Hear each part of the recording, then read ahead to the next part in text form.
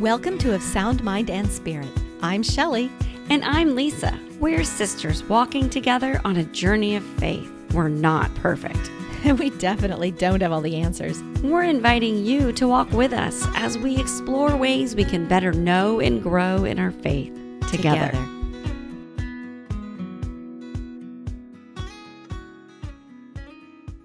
Welcome back to another episode from Of Sound Mind and Spirit. Hi, I'm Shelly. And I am not Lisa. No, you look very different. Actually, I look pretty similar. So for our listeners and those who aren't watching us on YouTube, Lisa is sick this week. She was supposed to record today and she was unable to. So I invited Lisa's goddaughter, Cameron, to come on in her as a substitute and to record with me about today's episode. Hi, Cameron. How are you? Hi, Mom. I'm good. Throw that one out there, huh? Yeah. Well, you said Lisa's goddaughter, and I was like, well, that's true. I'm also your daughter. So. Right. So for full disclosure, Cameron is my oldest daughter, and I've mentioned her many times because she runs a podcast called Holy Spontaneity. And Cameron, this would be your spontaneous moment for the week. It actually would be my spontaneous moment for the week. So, but I'm glad to be here, and I'm glad you texted me and said, hey, do you want to do this with me? And I said yes. Cool. So like I texted you and then spoke to you, was looking at my calendar when we were trying to plan this episode. Well, Lisa and I were trying to plan this episode. And I noticed that I have this new calendar. It's got like all the saints' days on it. And this week, almost every day was something with Our Lady. Almost every day was a Marian feast day or something related to Mary. So Sunday, which was this past Sunday was December 8th. There was the Immaculate Conception, which we celebrated actually on Monday. Right. That one's a solemnity. Yep. And then Tuesday is Our Lady of Loretto, which I don't know if you'd heard that story about the house. I feel like that's a whole nother episode we could do. It definitely is. Yes. The Holy House of Nazareth. Right. Picked up and moved by the angels. Exactly. Wink, wink. Yeah. Angel family, not angels. And then Wednesday is Our Lady, Queen of the Angels. And then Thursday is December 12th, and it is Our Lady of Guadalupe. Yes. Fantastic, right? So you may be surprised to know this, but I did not grow up with Our Lady of Guadalupe. It wasn't as this huge feast day when I was a kid. I don't think we did much for Our Lady of Guadalupe either. But she is really important for America, and for the unborn, since she is the patroness of the Americas and the unborn. But yeah, I don't think we really did much for Our Lady of Guadalupe growing up either. But we saw the statue everywhere. Well, yes, actually. Her statue or her icon has been in pretty much every significant religious place, either a place of worship or an office or something like that. Pretty much everywhere I go, actually. So right. Well, when I was looking up information about today, recording this today, I discovered that the feast day wasn't formally announced for the whole, church calendar until 1999, the year you were born. Oh, sorry. That's okay. You can age me. It's okay. So I didn't know that's probably why I didn't hear about it growing up as much. I mean, it culturally it was there. We're in Texas, we have a real strong connection with Mexico and Mexican culture. And so it stands to reason having Our Lady of Guadalupe everywhere, the image or the statue. But it wasn't until I looked it up that I realized it was Pope John Paul II, Saint Pope John Paul II, Yes. or as your sister would say, the goat, who GB2 instituted in that all of feast his day. glory. I thought we'd just talk a little bit about what is Our Lady of Guadalupe and what that means to us. I mean, that sounds great to me, but I feel like we should let people know a little bit about what her story is before we get into all the nitty-gritty. Okay. You want to tell it? You want me to start? You start, I'll finish. Okay. Okay, so it was early one morning on the feast day of the Immaculate Conception in 1531. And there's a man, and I always thought he was a young man, but I looked it up. He was actually 57 years old. Juan Really? Diego. hmm Juan Oh. Diego. And he was indigenous, and his wife had recently passed away. And he was going to, like, I guess, Mass for the Immaculate Conception. And he was at the foot of Tepeyac Hill, which is really close to Mexico City today. Hmm. And he heard singing coming from above on the hill. And then he heard a voice calling his name. And so he sees a bright light. Hmm. Mary always says bright light, right? So he goes up to the top of the hill, and surprise, there's a lady there with clothes shining like the sun. And she welcomes him and tells him that she is the Immaculate Ever Virgin Mary, Mother of the true God, origin of all life, who creates all things and keeps them in being, the Lord of heaven and earth. Oh. Hmm. And then she's like, okay, I want you to build a house. Right. And I can't imagine what he must have been feeling, right? Because here he was just living his life. He'd kind of, fallen away a little bit from the church after his wife passed away. And um, then this bright light shows up, says that she's the mother of God, and says, "Oh, by the way, you, a, just a regular person, go tell your bishop that I want a house for me here on this hill." Um, I think I might have looked back at her and said, "Really? Me? Here? What? Here? Why?"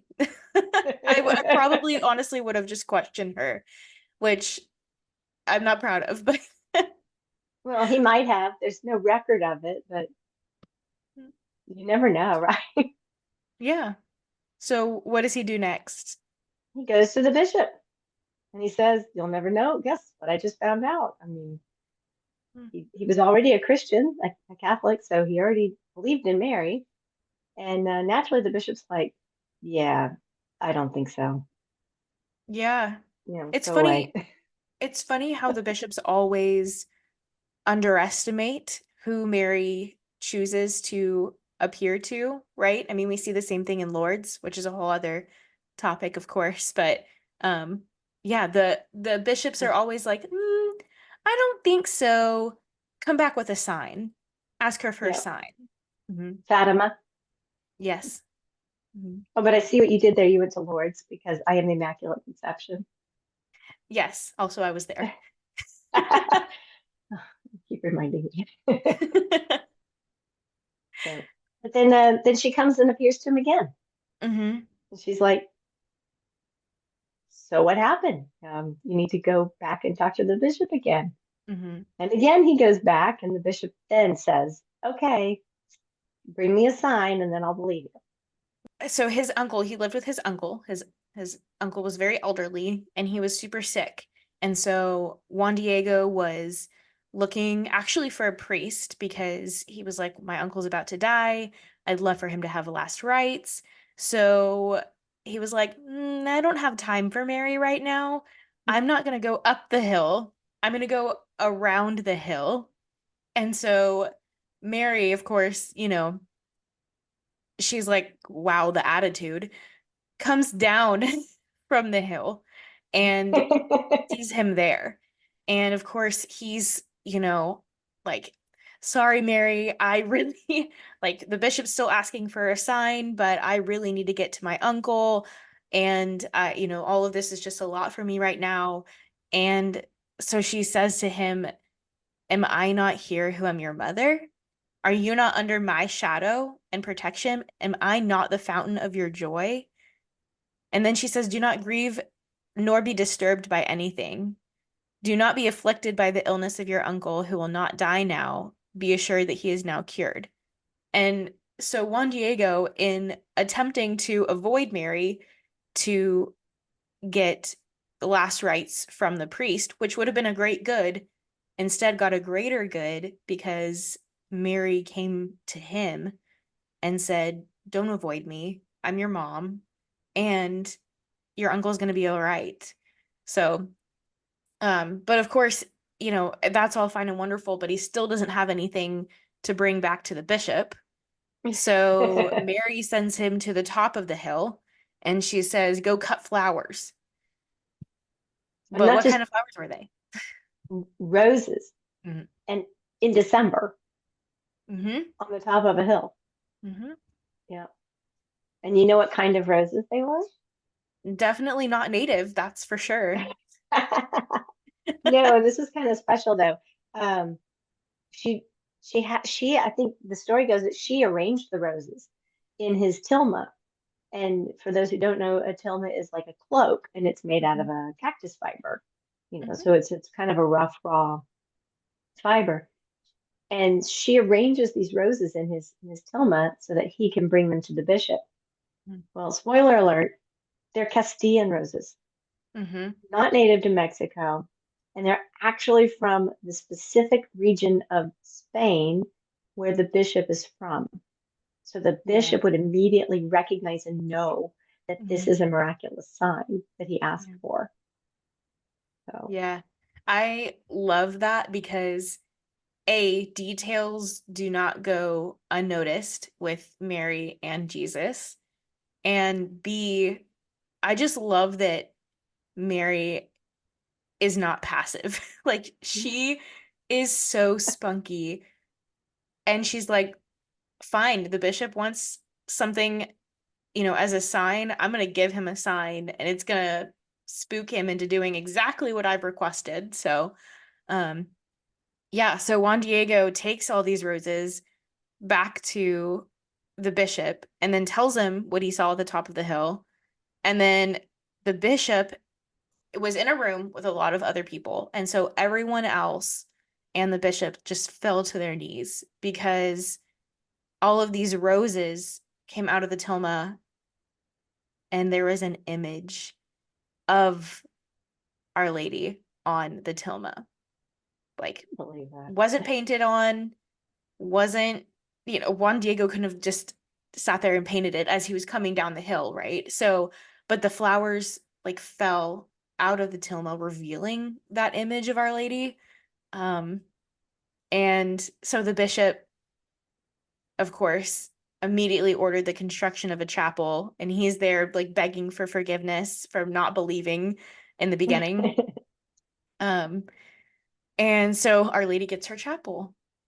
But there's Mhm. something really special about the tilma of Juan Diego, and I want you And the to, consequences of her appearing. yeah. Yeah. So we'll dive into a little bit of that.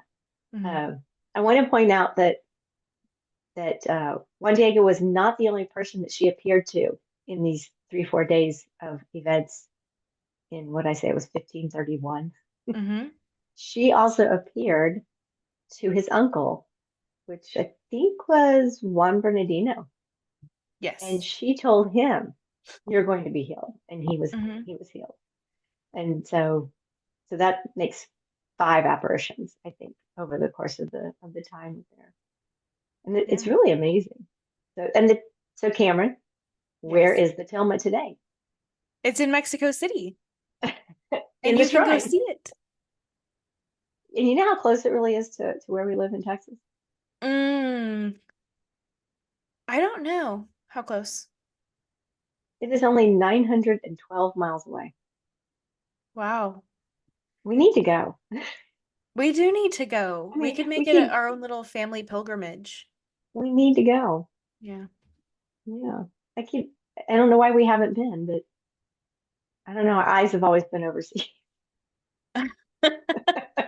We have definitely put a lot of effort into getting overseas to visit Our Lady, and we don't even need to.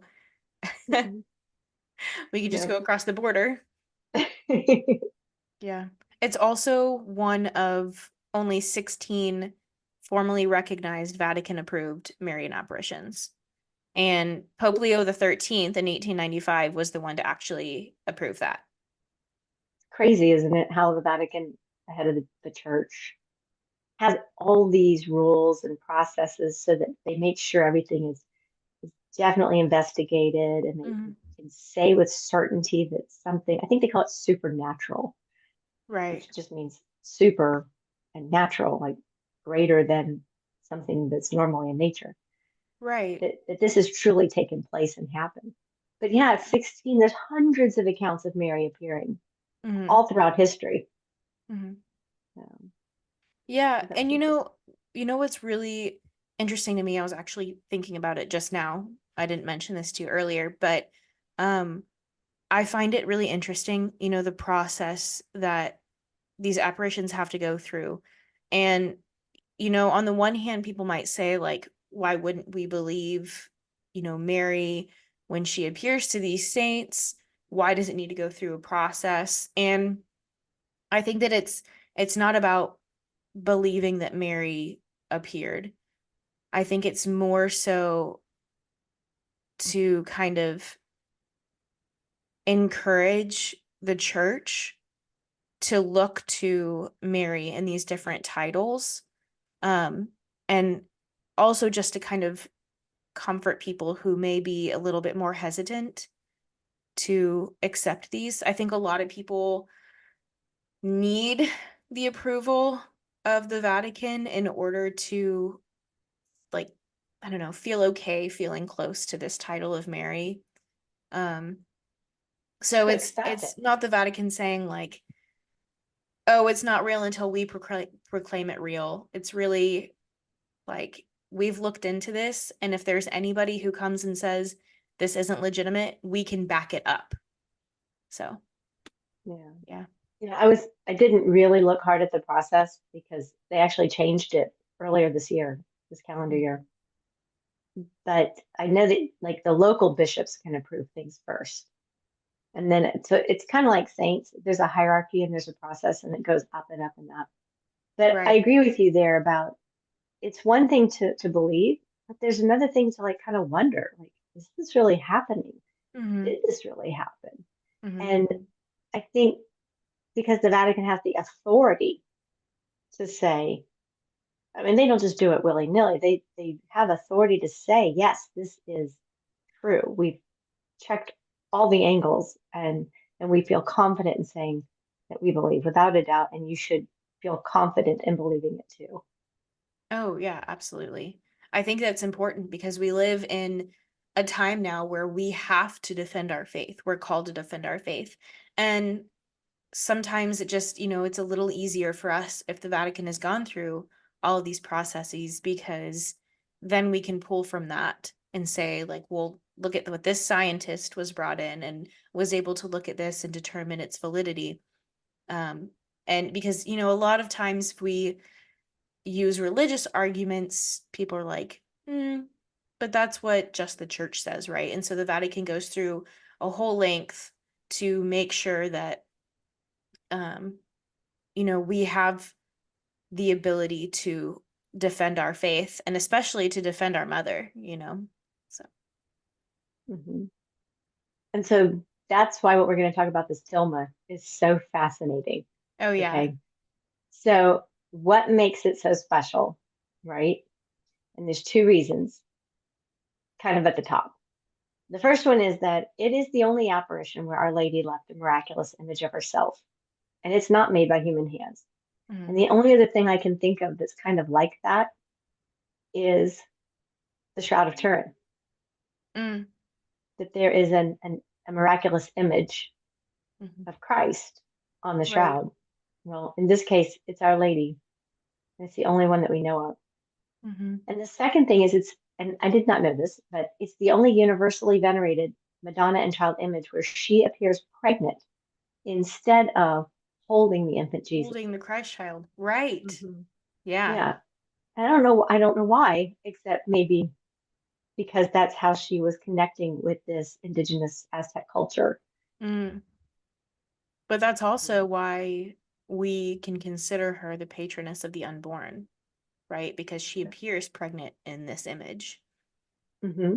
And it had really great significance to the local culture at the time. You have to put yourself kind of in that context. It's 1531. Columbus discovered America. Columbus discovered America Yeah. in 1492. Tell me I'm getting this right because I'm getting old. Yeah. Columbus sailed the ocean blue. 1492, Yeah. Columbus sailed the Okay. ocean blue. So this isn't a long time after, right? The Spanish are relatively still in the first 25 years here, 30 years here in Mexico, what we now call Mexico. We'll just call it Mexico. Yeah. And you know what the Aztecs practiced, what Yeah. their Well, religious culture was. ritual sacrifice, right? Human sacrifice, right? Ripping people's hearts out and sacrificing infants and children. Mm. And I mean, they talk about rivers running with blood. I mean, blood running like rivers down these Aztec temples and things that are still Right. there. Wasn't it on Um, that hill as well where he found her? yes, so Tepeyac Hill is actually one of the locations for Mm. centuries of this Yet human another sacrifice. reason why she's the patroness of the unborn, right? Because of Mhm. all these children that were sacrificed. What a redemption for them to have built that chapel on that hill. Isn't it? Yeah.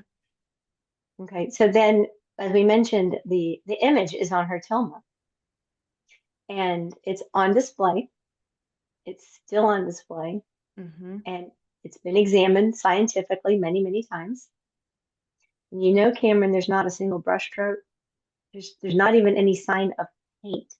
I There's know. no identifiable source of any coloring Mm-hmm. in the cloth at all, Yes.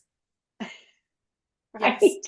I love looking up and reading about the tilma. I truly can't get enough of it because every single part of that image is miraculous. There's not a single part, I mean, down to the material of the cloth and to, the stars around her. Like there's not a single part of that that could be replicated by man. And every single part of it has meaning, Mm-hmm. a local cultural meaning to it. Right. Um, Mm-hmm. so we'll just go into a couple of those meanings, right? All of these things in Mary's image on the tilma, they correspond or correlate to something that's in the Aztec culture, in their religious Mm-hmm. culture. And so it confirms and affirms who she is visually without there being any words, without there being any missionary priests trying to teach them about Christ or Mary. Um, but the flowers represent truth. And there's a specific four-petal flower that's their Aztec symbol for life and divinity. And it's right above the womb on Oh. her gown, right? They would have known she was pregnant because the black sash around the waist is a Yeah. cultural tradition that means Mm-hmm. pregnancy. Yep. They would have known she was a virgin, an unmarried woman, because her hair is not braided. Mm-hmm. And that's, again, a cultural reference for them. The blue green mantle is their color for royalty. I mean, just these tiny So little she would things, have been right? considered a princess of theirs, a queen of theirs. Empress. Mm. Yeah. So she's standing on the moon, right? The moon are on her feet. Mm-hmm. It's like clothed in the sun and the moon at her feet, like in Revelations. But the moon, her standing on the moon also shows that she's more powerful than their gods because their gods, one of them was represented by the moon. Gotcha. So I actually didn't know that one. cool. So that's really good. Now, she also stands on a crescent moon. And get this, it's the same crescent moon that was in the sky the day she appeared. Of course it was, because Mary's so intentional, right? And then if you're going to talk about the moon, you have to talk about the stars. I So thought you the might. stars on her mantle are exactly as they would have appeared on that day, December 12th in 1531. And they're still like that. They've not changed, right? So if you go to Mhm. Mexico City and you're at the Basilica and you're standing on the little, it's kind of like um it's like a one of those walking paths that you have at the airport, right? You just stand Oh, on it like a and you go moving past walkway? it. It's a moving walkway. Thank you. So if you're standing on it and you're looking at it, you're still seeing the exact same stars that they would have seen, that Juan Diego would have seen in the sky and on the tilma. So, Mhm. and the perspective of those stars is if it's as if, oh my gosh, as if you're looking from behind the sky to Earth. So, like from heaven looking down to Earth. And the pattern of the stars place the constellation Corona Borealis, which is the crown, on her forehead, Virgo, which is the virgin, over her heart, and Leo, the lion, over her womb. Like, So that, I mean, freaking mind blowing. truly, but also like that it stands through time. That is one that always gets me, right? Like this was the importance of it to them, like the Aztecs at the time, right? But also the significance, because we still use those constellations, albeit sometimes in a different way now, but we still utilize those constellations. We still understand the moon, and we understand what it was made from. So like it's not just applicable to Juan Diego, to the bishop, to all the others who are in the room. It still stands for us today. And it will still stand for all those who come way after we're gone. Right. So, mhm. And the tilma is still there, Yeah. Mhm. not decomposed. Yeah. That's Mm. huge. Because what material did you say it was out of again? Some sort of a cactus fiber, which isn't a permanent fiber. I mean, it would Yeah, just that's a decompose plant. naturally. Yeah. Right. So it would have been gone. I mean, my jeans fade after like 3 years. So like, and those are cotton. Well, and the fun thing with modern technology is you can go back and watch videos of like when Pope Francis went there, and they actually it was Pope Francis, and they actually lowered uh the tilma in the case. They lowered it Hmm. down so that he could see it. I think they had it down for a while and people could actually walk past it while it was low. And I heard that there was an attempted bombing of it like earlier in the 20th century, Mm. and everything around it was destroyed, but not the actual, and it wasn't bulletproof glass or anything like it is today, but not the tilma. Nothing about the tilma was disturbed. Wow. Crazy. Mary said, not today. So, okay, that, and then we got to wrap this up because it's getting late. But my favorite thing, my Hmm. favorite thing, which I don't know when they discovered this, but I remember the first time I heard this, I just could not believe it. I mean, could not get over this. And that is that when they took it down and they went over it microscopically and looked at everything, they discovered that looking through a microscope, in Mary's eyes, there's a reflection of Yeah. the images of the two people who were there at the time the tilma was unveiled, or maybe more. But Hmm. specifically, there's an image of Juan Diego and the bishop Yeah. reflected in her eyes as if you are seeing her eyes with the reflection. I'm just like, wait a minute. Because most of the pictures we have of this, they're too dark, or, Hmm. they're not sharp enough for us to see that. But Yeah. you believe that?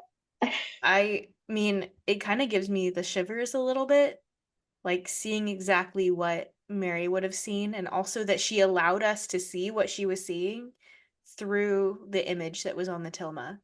I mean, the more that I read about miracles, whether it's Eucharistic miracles, whether it's the Shroud of Turin or it's the tilma, I, it just, I mean, I don't even have the words for it because it's so incredible and such a gift that we are not worthy of. Um, you know, I'm just so grateful to have these because it really does help us know that like Mary is our mother and Mary is the mother of God, and she deserves all the grace and all um the glory. Everything. And yeah. Yeah. I mean, she always comes with the same type of messages if you think about it. She comes down and she offers peace. Mm, She offers healing. mm-hmm. She always asks us to pray. She Yes. always asks us to repent and turn away from Mm-hmm. sin. She always asks us to spread the news, the good news of the gospel of Christ and salvation and hope. She does not want us to be passive. Yeah. So, yeah, and she does that everywhere she goes, Mm-hmm. everywhere she shows up. Yes. It's always the same message, you know. Did we mention that because of this particular apparition, Our Lady of Guadalupe, that there were millions of people who immediately or over the next 10 years like converted to Catholicism? We didn't say that, but we should because, you know, I keep forgetting.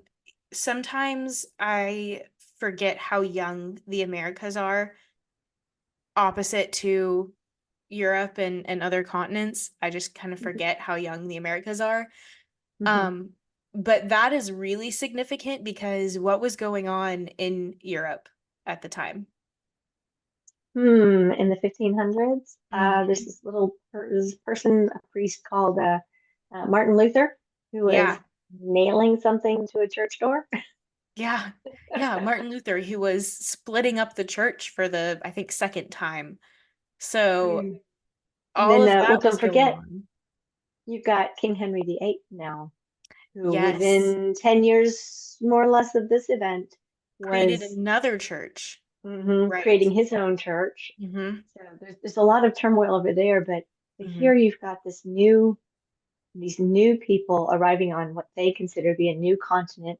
Can you imagine being confronted with a religion, a culture that sacrifices like they did children and human beings like that? Mm, I mean, how bizarre to try and teach them Christ's love and the right. greatest commandment of loving people for themselves, and that you don't have to sacrifice any of this way.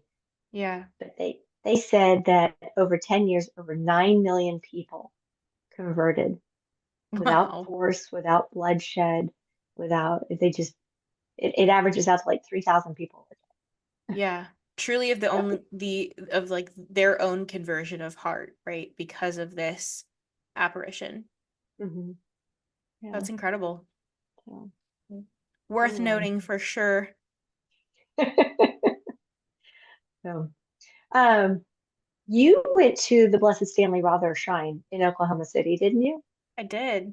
And don't they have an Our Lady of Guadalupe back They there? do, yes. So you go up this hill and they have a bigger than life size Our Lady of Guadalupe and an also bigger than life size Juan Diego on his knees with the tilma.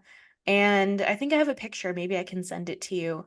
Um, but actually Lisa's daughter and I were there together in Oklahoma City. So we did get to visit it and it was really, really beautiful. Um, Also, I'm not sure why. Do you know why they have that there at Blessed Stanley Probably Brothers? because Blessed Stanley Rother was martyred in, I'm going to mix up the country. I think it was Guatemala, but in South Okay. Central America. And Okay. she is patroness over the Americas. So my Right. guess is it's correlated to that. So, Okay. Well, but yes, I was there and it was absolutely beautiful. And it was really just, I mean, seeing this like larger than life version, but also, you know, being able to stand right next to the kneeling statue of Juan Diego and looking up and seeing her the way he would have seen her oh wow. also made me think, how did he not like maybe he was so struck with wonder and awe. I always kind of wondered, like, when you have this this person who, Mary appeared to, how do they not freak out? Maybe they're just so full of like wonder and awe, or she like gives them the grace to stay. But I I think I would like be very terrified. So I don't know. But yeah, it was beautiful. Oh. A little bit easier to get to than Mexico. So I guess if you don't have a passport and you'd rather, stay in the US, go visit Oklahoma City. Well, even closer to home, the University of Dallas has a piece of rock from Tepeyac Hill, Mm, and it has the, what do you call it, like the wax seal that confirms it's really from the place, certification. right. Hmm. And then they have a really pretty Our Lady of Guadalupe statue that's kind of out in the back. I remember Gotcha. seeing it when we were there for the graduations. So, Oh, yes. I do remember that. We took pictures hmm by it. hmm yep, Yeah. because it's real, real pretty. Yeah. So there All you right. go. If you can't go to Mexico City, you can visit her in different ways. She's probably, there is probably a picture of her in an office building or a church somewhere. So, yeah, Oh, I defy you anywhere in Texas to go into a church and not find a picture of Our Lady of Guadalupe. somewhere. She might just be in the narthex, but I promise she's in there. Guarantee it. Yeah. Guarantee it. Hmm. So, all right. Well, Cameron, I want to thank you very much for being here today. And before you go, I'm going to treat you like any other guest, although you're kind of a guest host. I'm going to treat you like a Hmm. guest and ask you for a sister story because I know you have a sister. Kind of have firsthand knowledge that you have Yeah. a sister. So, Um, sure. So it's funny now because but so when we first moved into the house y'all are at now, my sister and I were I don't she's gonna say that I shoved her. That's probably true. We were arguing as sisters do. I think I must have been probably 13 or 14 at the time, which means she was close to 10 or 11. But we were playing roughhousing, um, whatever, mhm. near I remember y'all your playing. office door, which happened to be her bedroom at the time. And I'll go with her story and say that I shoved her into the door, right? And the door broke in like the bottom middle of it. Like there's a little piece that just got like poked in to the door. And we were like, oh my gosh, mom and dad are gonna find out. This is horrific. Like, we are gonna get the doors taken off the hinges. We are gonna get in so much trouble. And then I was like, wait a minute. I have white paint. We can just push I don't. push I the want to know where paint. you had white paint from. Okay, keep going. I I just had white paint. And so it was like acrylic paint from Hobby Lobby. So we pushed a little piece of the Oh, door back in and I painted over it. oh my gosh. And I'm telling you, for whoever's listening, mom and dad went years without knowing this. Mom aged me at the beginning, but I'm 25. So this was at least 10 years ago, and they Hmm. just found it this year. Yeah. Well, I mean, I've seen it on the door, but you know, I was probably at work. I could Hmm. never have told you what happened to that door. Hmm. So, Yeah, but when now I know. I was talking to dad about it at Thanksgiving, and he was like, "Oh yeah, I thought I just missed that in the walk around when we got the house inspected." And I was like, "No, that was us. We broke the Mhm. house." You broke that. So, You probably got people wondering why you said that. Oh no, we're gonna get the doors taken off the hinges. oh, I mean, that was one of our punishments, right? Like, if Hmm. we slammed the door to y'all's house, we got our doors revoked. Your So, door privileges. are my door privileges. Yeah, which is Yep, fair. yep. A Can't have lot of nice teenage things. girls slam doors. That's right. So, Yeah, there were a lot of times where I didn't have the door on the hinge for a good amount of time. Honestly, you know, though, I it's think it funny. was more of I'd a forgotten punishment about for that until you I think it said was more of a punishment for dad because he had to sit there and take it off the hinges and find somewhere to put it. Like, it. He got good at it. He did get good at it. It's not a good thing. He could take a door off the hinges like nothing. Stupid, Yeah. like what is that F1 stuff y'all watch with the tires, the pit stops? Oh, yeah. Yeah, he gets that fast. That's funny. Okay, and then the last question for you is, what saint is kind of walking with you right now? Who's other than Our Lady of Guadalupe? Yeah. So for this past year, it has been Saint Padre Pio. He kind of found me, and more than gently nudged his way into my life. So I kind of see him everywhere. And so I was actually for my birthday given um a book with reflections from him, like mostly from all the letters that he wrote, uh, all of his like spiritual daughters or his spiritual director. Um, and so I reflect on those daily, or sometimes, a week goes by and then I'm catching up seven in one day. And then another, she's not a saint yet, but servant of God, Chiara Corbella Petrillo, who actually only passed away in 2012.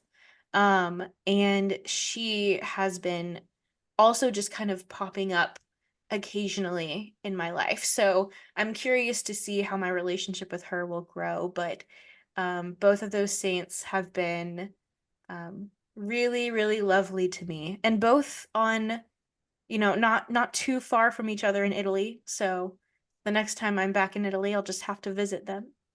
But Is she yeah. the one that you were like, how can we get to the cemetery in Rome? Yes. Yeah, And I because she told was you, 3 miles outside of the walls, and so we couldn't make it over to yeah, we did not have the time for her that. her grave. But I would really love to meet her husband and her son someday. So I know, if I remember correctly, her husband like does, invite people in and talk to them about Kiara. So yeah. Wow. Well, that will be a very spontaneous moment someday. Oh, that would be great. All That would be so good. right, Cameron, tell our listeners where they can find you and um, who your audience is, who your target audience is.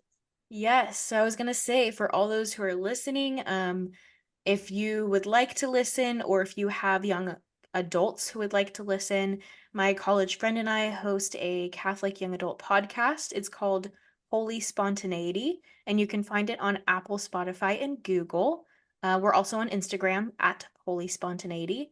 And then if you're interested in life and faith content from me, you can also find me on Instagram at Cameron Ray Kelly. So, yeah. And she's fantastic. Oh, So thanks. spiritual, Cameron. I mean, really, truly, you're a blessing.